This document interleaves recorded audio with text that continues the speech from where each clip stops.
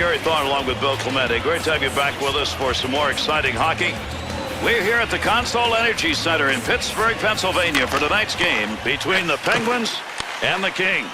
If this game goes the way we expect it to, Bill, there won't be a lot of players out of position. No, and that means there won't be a lot of pretty plays. So if you get a chance to shoot it on net, drive for rebounds, there's going to be a whole bunch of defensive traffic by both of these teams. Easy save. Score!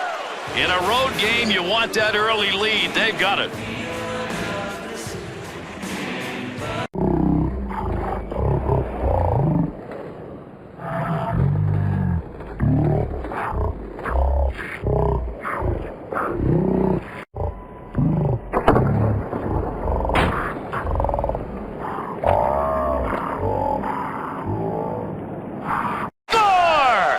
In a road game, you want that early lead. They've got it.